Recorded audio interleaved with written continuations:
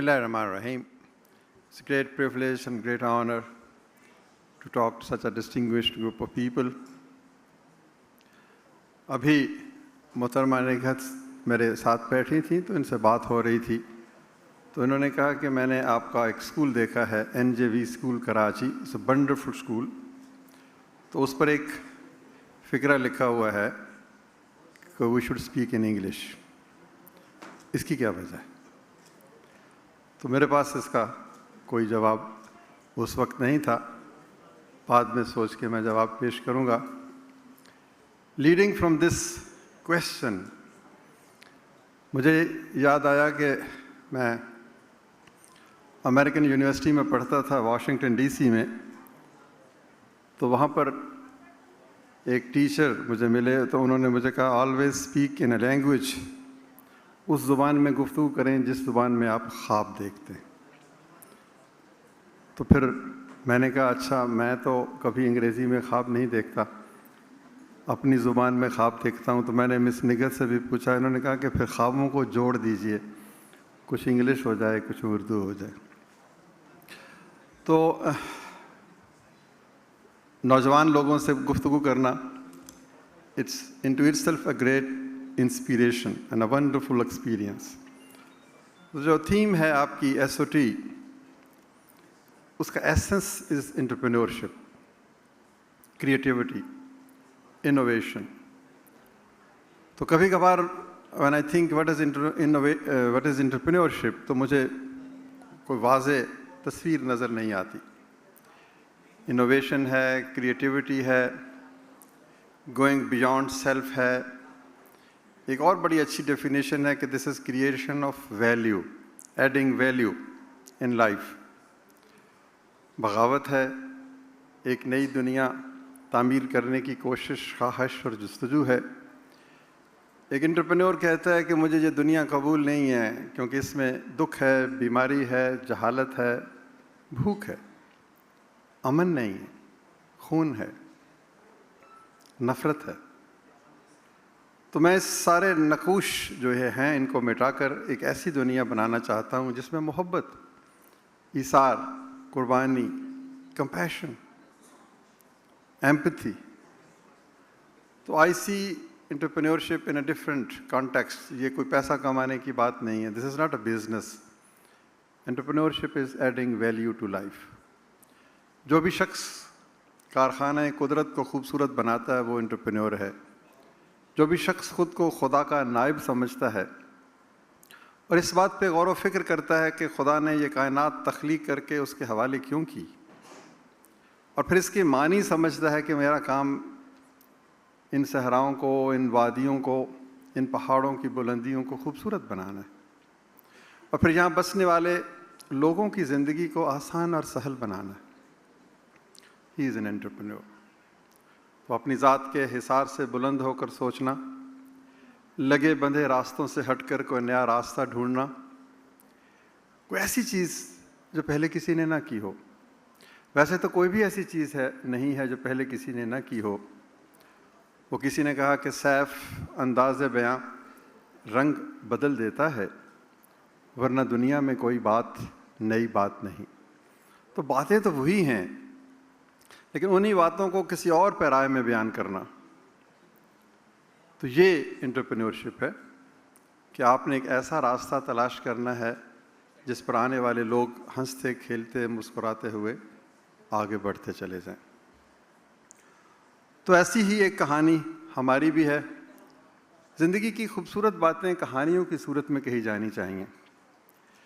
जो भी मुझे उस्ताद ने इल्म के ज़ोर पे पढ़ाया वो मुझे भूल गया, लेकिन जो भी मेरी दादी, मेरी फूफी, मेरी नानी ने मुझे रात को चांदनी, फैली हुई चांदनी के नीचे कहानी सुनाई, वो मुझे नहीं भूली। आप उस्ताद हैं, आप में से बहुत से लोग, तो कहानियाँ सुनाने से इंसान की, बच्चे की जो इमेजिनेशन है उसमें वुसअत आती।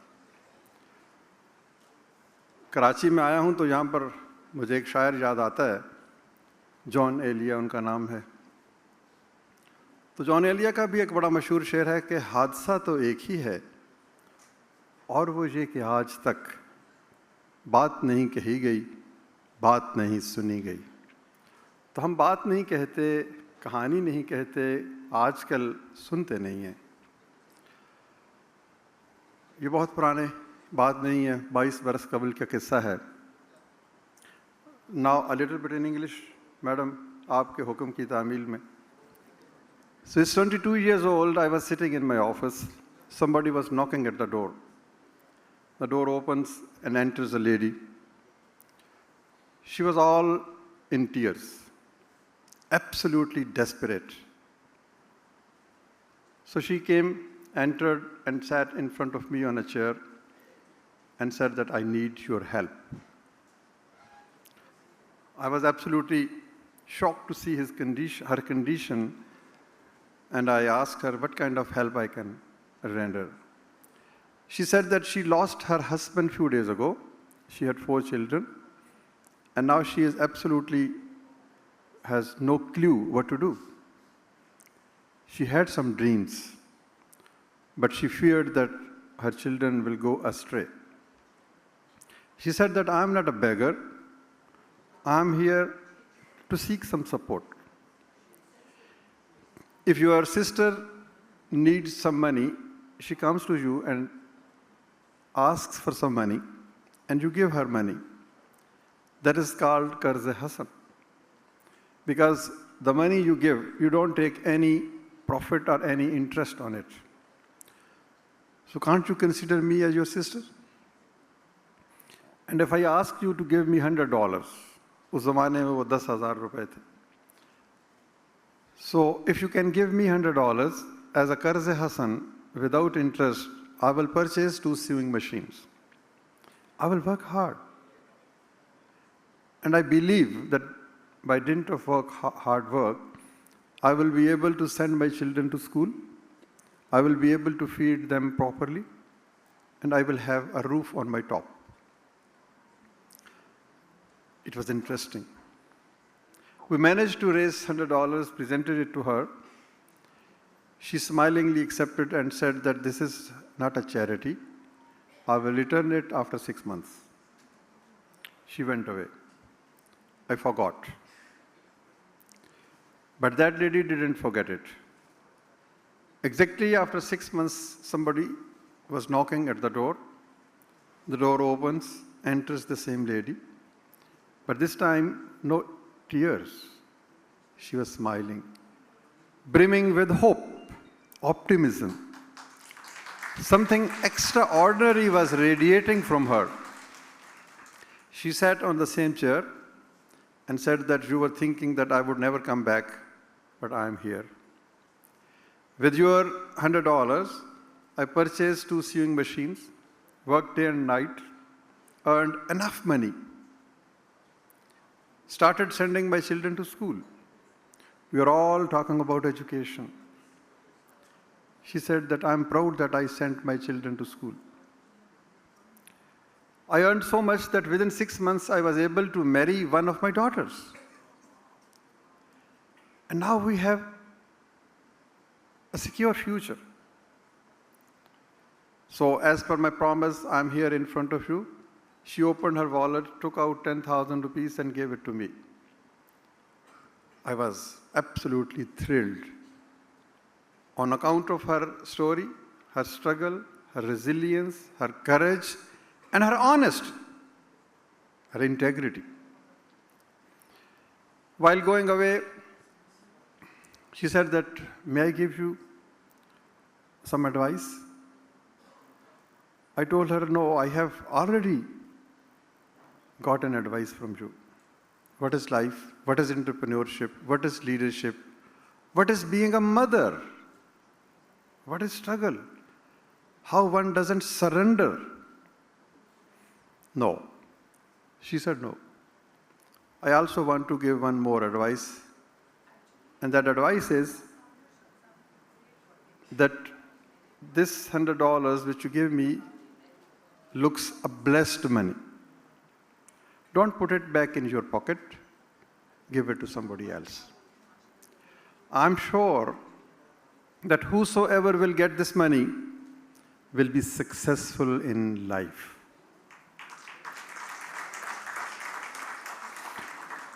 So that was a moment. Certainly there are some moments in life which change the whole destiny, whole course of your life. So if you allow me to say in Urdu, تو میں کہتا ہوں کہ وہ ایک لمحہ آنے والی زندگی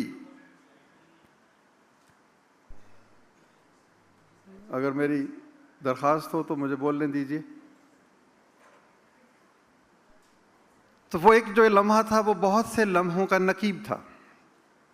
بعض اوقات ایک لمحے میں انسان کے سامنے زندگی کے بہت سے راز منکشف ہو جاتے ہیں. کوئی ایک لمحہ ہی ایسا ہوتا ہے جو ہماری زندگی کے تمام راستوں کو بدل دیتا ہے. ایک نیا رخ, ایک نیا افق, ایک نئی کاوش, ایک نئی جستجو. تو خواتین حضرات, that was the first $100 which we gave 22 years ago. And will you believe that where we are today? We have dispersed, starting from $100, around $1 billion as interest-free loan. We started from one family, and now we have reached 4 million families, which comprise 30 million people.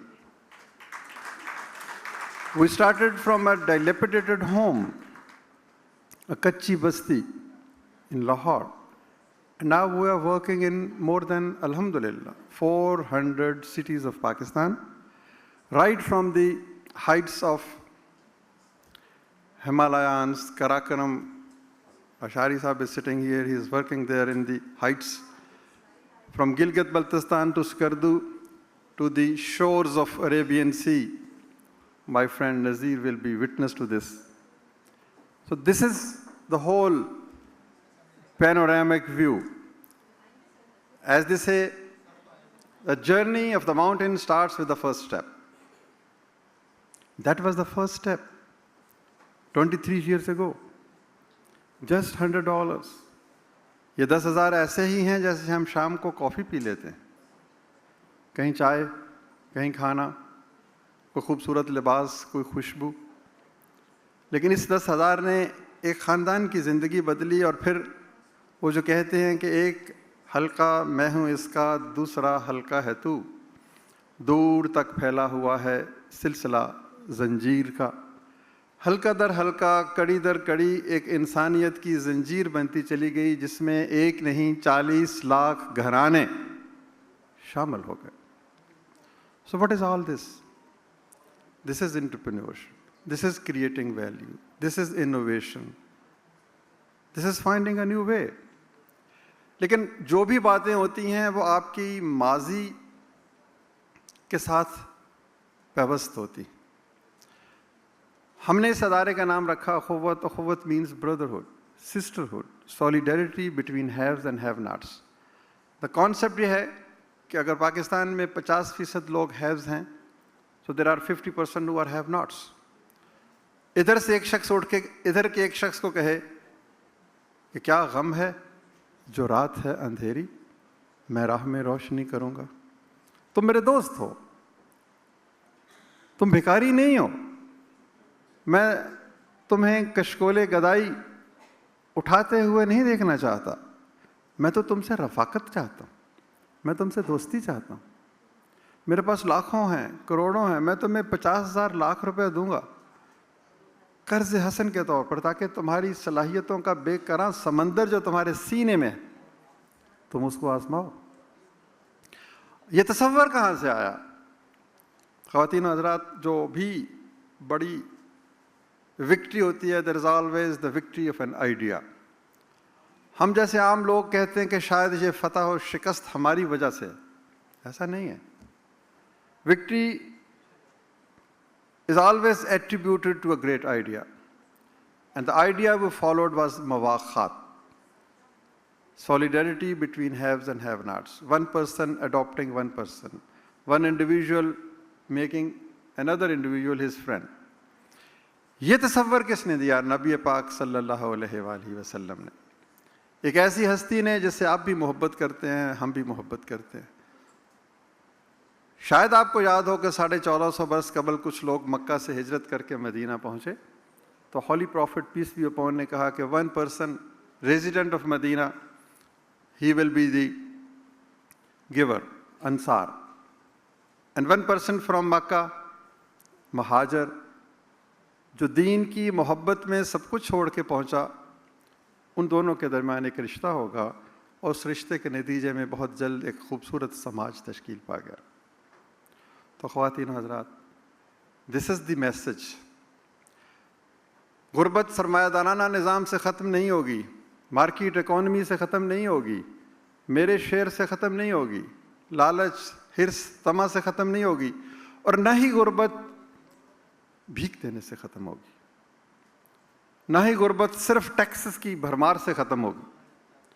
غربت اگر ختم ہوگی تو ایک درمیانی راستہ اپنانا ہے جس کو مواخات کہتے ہیں, جس کو شیئرنگ کہتے ہیں, جس کو اپنی حصے کی خوشیاں کسی اور کو دینے کا نام ہے. آج اگر ہم سب یہاں پر 300 400 جتنے لوگ بیٹھے ہیں یہ فیصلہ کریں کہ ہم نے اپنی زندگی میں صرف ایک خاندان کو اپنا بنانا ہے, ایکسٹینڈڈ فیملی, اس کے ایک بچے کو پڑھانا ہے یا اس کو اتنے پیسے دینے ہیں کہ وہ کاروبار کر لے, تو یوں یہ خوشبو اگر کریا کریا بستی بستی نگر نگر پھیلتی چلی جائے تو پورا پاکستان اس حصار میں آ جائے گا. 50% لوگ, 50% لوگ. خواتین و حضرات, وہ کہتے ہیں کہ ہر چارہ گر کو چارہ گری سے گریز تھا, ورنہ جو اپنے دکھ تھے بہت لادوا نہ تھے. غربت کے دکھ لادوا نہیں ہیں, یہ استحصال, یہ بیماری, یہ جہالت, یہ سب کچھ صرف چارہ گروں کو چارہ گری سے گریز ہے. اور وہ چارہ گر کون ہے؟ یہ بلند و بالا اقتدار کے ایوانوں میں رہنے والے نہیں, آپ بھی چارہ گر ہیں. اس لیے کہ جو کچھ ہمیں ملا وہ ہماری محنت کا ثمر نہیں ہے, وہ کسی کا انعام ہے.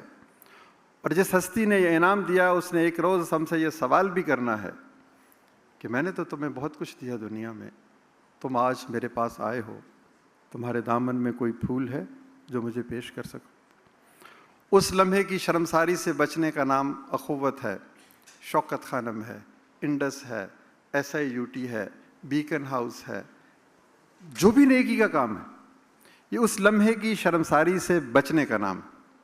اور آخر میں یہ بات اقبال نے کہی کہ روز حساب پیش ہو جب میرا دفتر عمل, آپ بھی شرمسار ہو مجھ کو بھی شرمسار کر. تو آئیے اس لمحے کی شرمساری سے بچیں. آئیے انٹرپرینورشپ, انوویشن, کریٹیوٹی, کسی ایک شخص کو اپنا بنانا, مواخات, خوبصورت سماج, خوبصورت معاشرہ, ہر طرف مسکراہٹ, ہر طرف سکون, ایک خوبصورت پاکستان, وہ پاکستان جس کی خواہش میں چلے تھے یار کہ مل جائے گی کہیں نہ کہیں. تو یہی بات میں کہنے آیا ہوں. وہ جو 2-3 دفعہ 1 منٹ 2 منٹ 3 منٹ دکھائے گئے ہیں, تو آئی ہوپ کہ I am dot on time. Message صرف یہی ہے, مواخات. Is there any question? Question, answer? Hello. Thank you very much.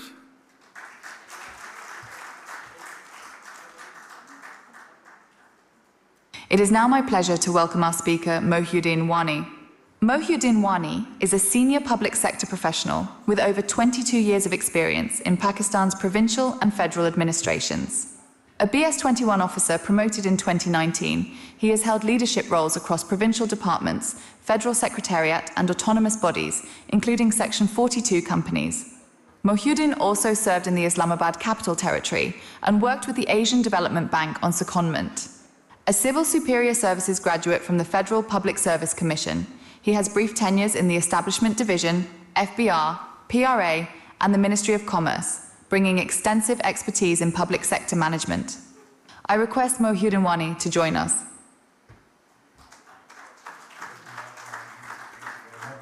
For inviting me to speak on this occasion. And the first thing I would like to share is that state has to be responsive, and until and unless the state public servants are not champions of change, it's difficult to bring change on ground. And because the maximum resources are with the state, at the federal level, at the provincial level, and at the district level, and these resources have to be disproportionately now relocated and reappropriated towards the education sector to bring about meaningful change in the national landscape of Pakistan. Because education will trigger economic growth, education will trigger peace, tranquility, development, and everything. Until and unless we invest and we devise a policy and implementation plan which is more focused towards education, we are heading nowhere. Private sector can contribute to a certain extent, but until unless we reach out to the poor kids of Gilgit Baltistan, of Balochistan, Avaran, Tharparkar, Kashmir, and Rajanpur, and other underprivileged districts, we can't change the landscape of educational development. Prior to this assignment, I was posted in Gilgit Baltistan. I have also served in Punjab Education Foundation for 2 years. So I've learned a lot, different approaches of governance, how to improve the enrollment, the literacy, and how to improve the quality of education. Because expansion in education is important, equity in education is important, excellence in education is important, and to promote employability through education is equally important. So we have to combine all these factors, and we have to embed all those initiatives which are more helpful in achieving these 4 or 5 goals. So in Islamabad, we have tried our level best in the last 5-6 months to make Islamabad a model district of educational excellence. And I would like to share 2 activities. And you can see 48% of Pakistan kids, students, their malnutrition or stunted based on UNICEF study, WFP studies, and World Bank studies. So if the kids are like their weight is low, their height is not appropriate, their BMI is not correct, so there is no point of expecting from them a good learning outcome, or even they are maybe not enrolled. So 26.2 million kids outside the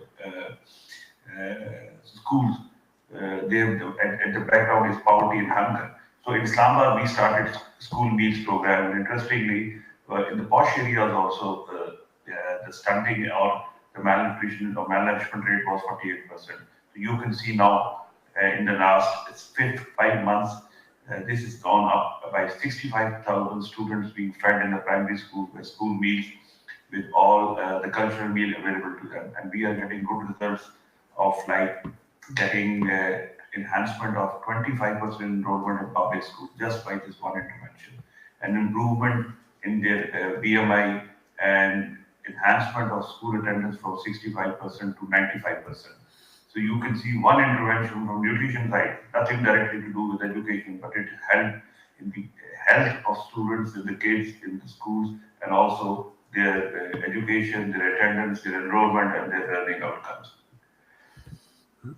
We have also tried to promote the concept of health and hygiene in schools. You can see wash facilities have been established in schools where kids are being encouraged to go through this exercise of utilizing these services for better a clean environment, and it also helps in preventing them from infectious disease.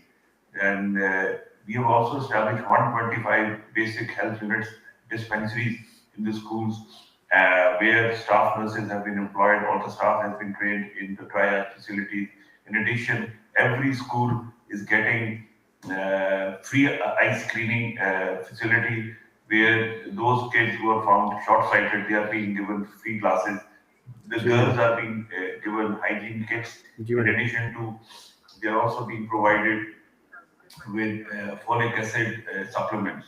We have also started establishing sports arenas in public schools with gyms, outdoor gyms, indoor gyms, and school kids, sports kits to school kids, free tracksuits to primary school kids, so that their physical well-being is ensured prior to what if we expect they should learn better in the schools.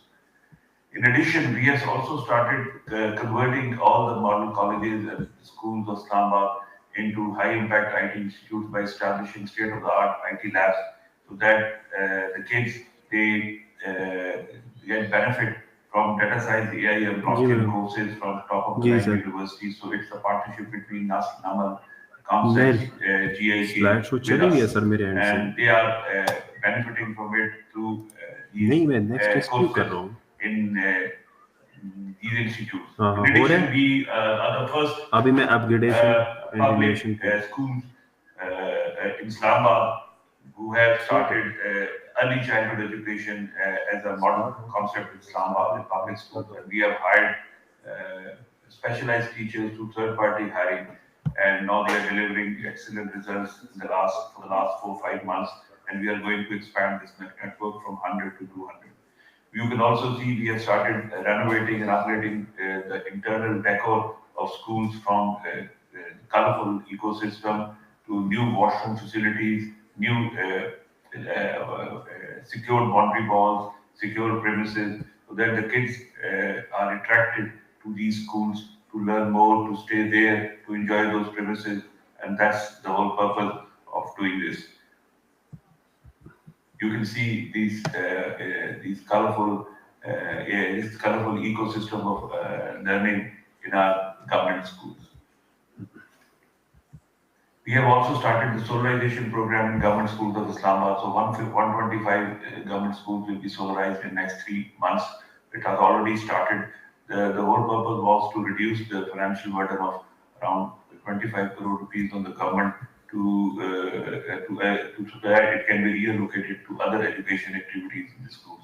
To improve the access of girls in urban schools, we have started paying buses free of cost travel ride to girls from rural Islamabad to urban Islamabad, and 8,000 girls and teachers are now benefiting from this service on a daily basis. So I have already talked about these high-impact digital training institutes, the state-of-the-art IT labs. 70 of these labs have been established in urban and rural schools, and you can see we have converted them into digital learning hubs where not only IT courses are being run, but other courses are being run through the smart screen concepts and provision of free connectivity to these institutions. We have also started establishing STEAM robotics and AI labs in schools that started rolling out. Inshallah, by end of this year, we will be establishing 10 such big labs in different colleges, and we will establish a network of 5 primary schools connected with each lab in these colleges. So encourage students to learn these high-impact technology initiatives, and their imagination should be triggered. We have started utilizing the underutilized different infrastructure projects which were abandoned for last 15-20 years. So 2 hostels which were abandoned for 20 years, they have been converted, one into IT Institute and given to GIK, and one has been given to Pakistan Institute of Fashion Design. Similarly, 2 other colleges, they had abandoned big hostels, so they have been converted into new academic blocks. We have established 5 software technology parks and colleges in Islamabad, where the girls and boys, they are allowed to work in a co-working space, free internet, free electricity, and no charges from them, so that they can learn a lot and they have a nexus connectivity with the industry from their college. So such initiatives are going on. A lot of other things are coming up. We have converted almost 225 schools of Islamabad into smart schools with smart screens, digital access. Teacher training is very important. So we have hired 75 computer engineers and software engineers and deployed them into 150 schools to teach coding and AI in schools. Similarly, we have hired 120 education fellows who teach for Pakistan. They are now teaching in rural schools of Islamabad. We are going to hire 150 more entrepreneurship and tech fellows who will be teaching entrepreneurship, computer and STEM in high schools of Islamabad.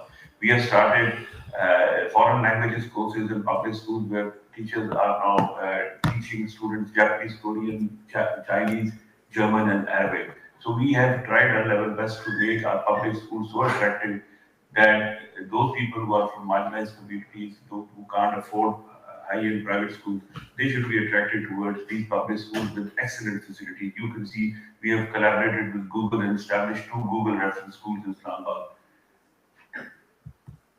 And in addition, we went to the finance ministry that for us to purchase laptops for students is a very difficult proposition financial.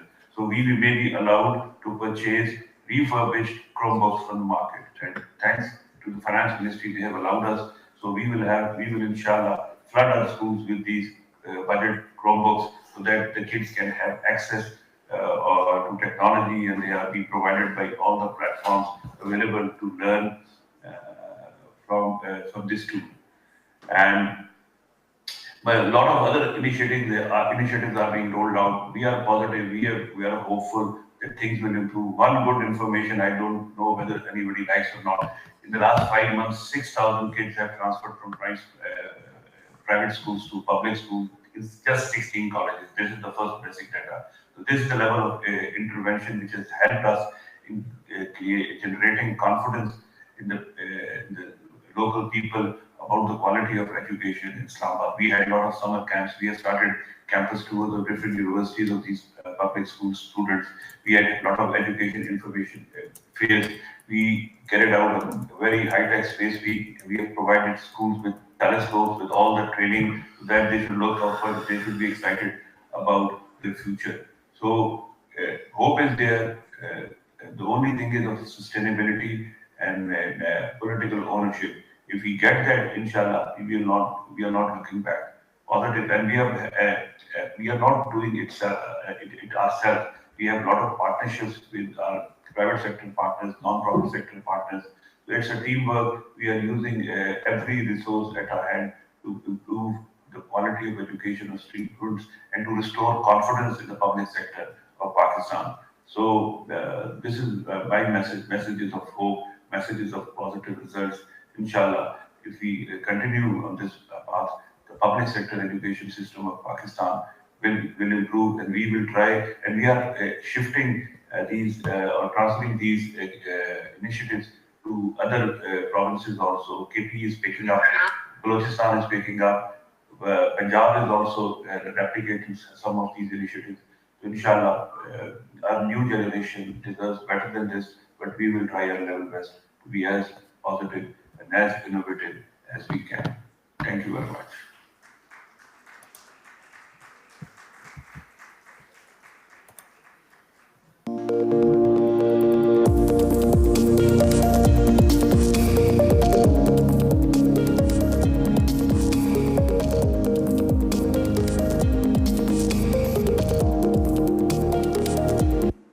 It is my pleasure to welcome our speaker, Khawaja Muzammil Ahmed.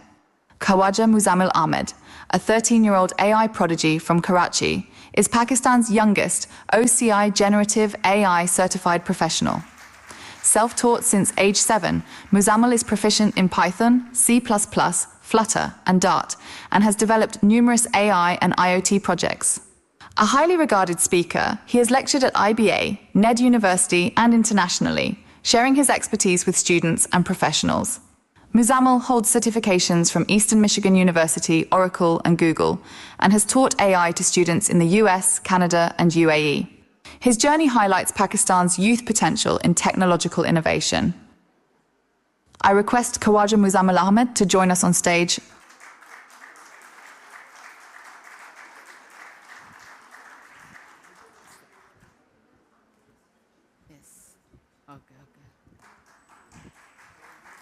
Assalamu alaikum. Assalamu alaikum and a very good morning to you all. It's lovely being here, and my name is Muzammil Ahmed and I'm currently 14 years old.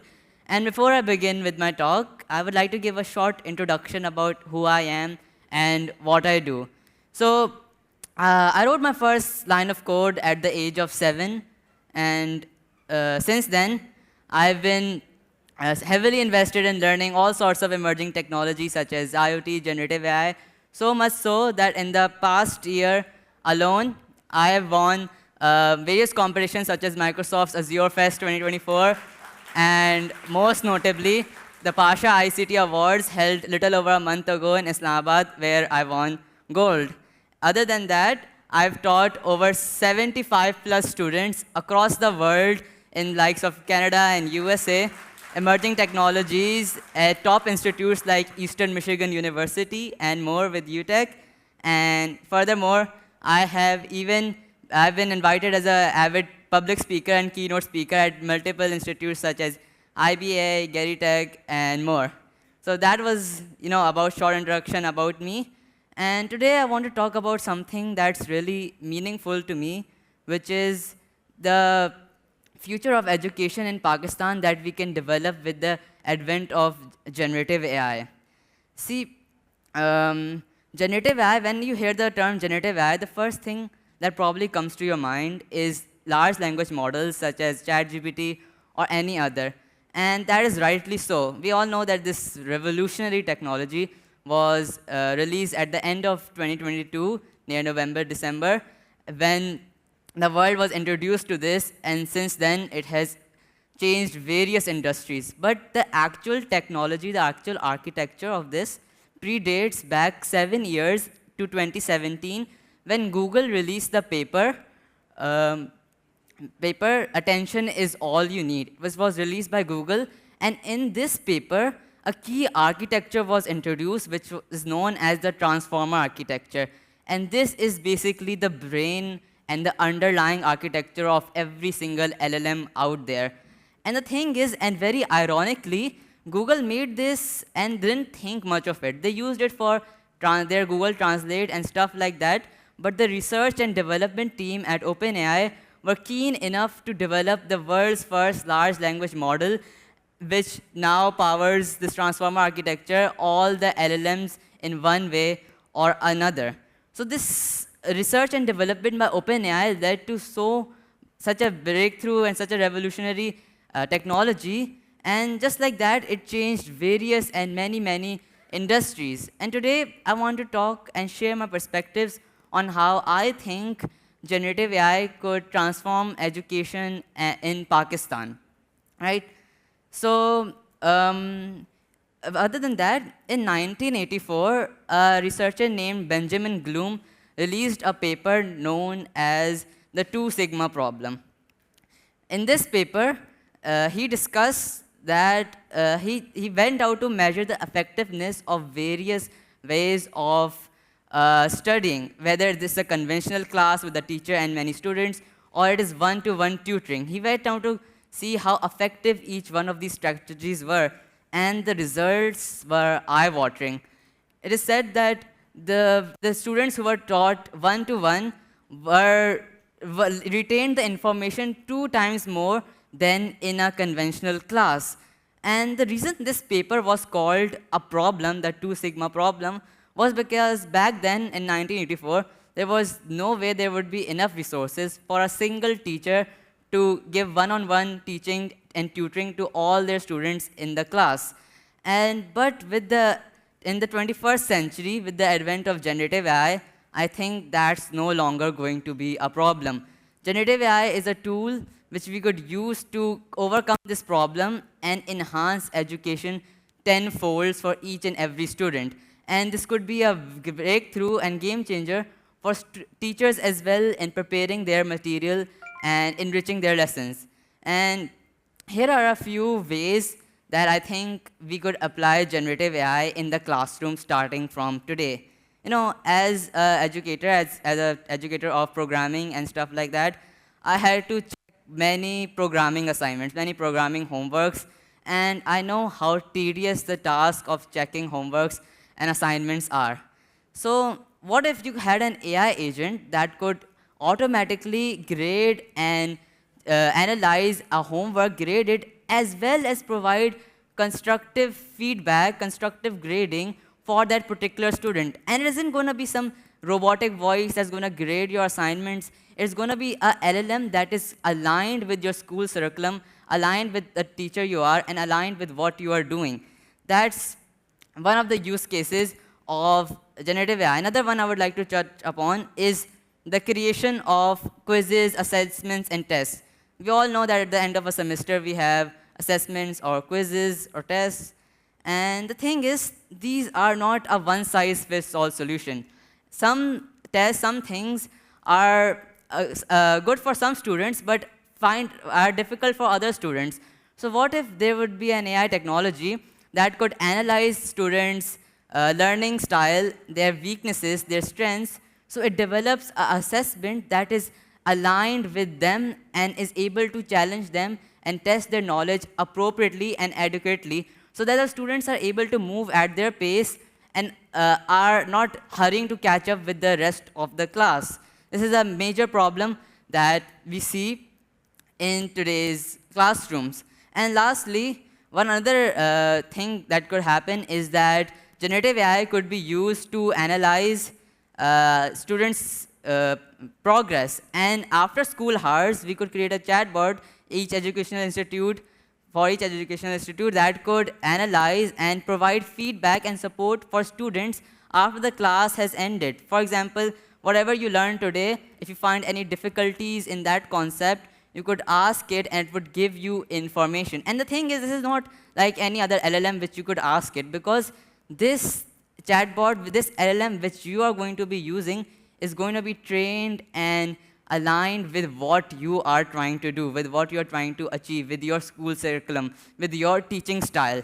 So it's going to be easy for students to adopt this and do not feel sort of, something coming out of the blue. So that was the third use case. And the thing is, other than that, is that there's often a big misconception that implementing generative AI, implementing any sort of AI, is a very costly task. And I'm here to tell you that that's actually not true. Yes, I'll agree that training a LLM can cost billions or billions of dollars, but we don't have to start from scratch. We could use tactics like fine-tuning, in which we update a LLM's parameters, as you can see in this diagram. We update its parameters, its neural networks, so the information, the LLM data is based on your school, on your teaching style. That's the power of LLM fine-tuning. Or another method we could use is called retrieval augmented generation. With this method, you connect an external data source to the LLM with vector databases and embedding models that provide a data source for LLM to answer user queries. And these are some technical things, but in the past few months, I've noticed that solutions have come, no-code solutions, where you just have to drag and drop things have come available for teachers, students. Now that you can make LLM applications, AI, generative AI applications, without having any technical knowledge whatsoever. So that's how quickly progress is moving. And the barrier of entry is so low that I think everyone should create their own personal assistant that is based on their own data, their own life, and is aligned to solve their own problems. Now, that was a few methods we could use, how we could use generative AI to help in the classroom. And there even comes the talk of AGI, artificial general intelligence, which is presumed to be an AI that is as capable as us humans.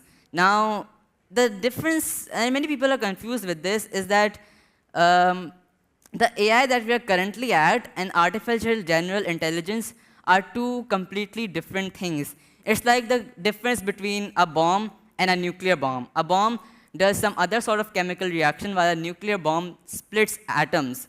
So just like that, when we are talking about AGI, we are talking about some completely other technology that we do not even know how we can make, how it will exist. So the race shouldn't be to boost boost the amount of GPUs you have. The race should be to bring researchers, bring development teams to think and brainstorm how we could develop this technology known as AGI to benefit humanity as a whole. Now, that was my speech regarding tutoring and AI. And I hope you learned something new. I avidly share my learnings, journey, and teachings, whatever I learned, on my LinkedIn, which you can find over here on the screen. And I hope to connect with you all today. And yeah, I really enjoyed here, and thank you for your time.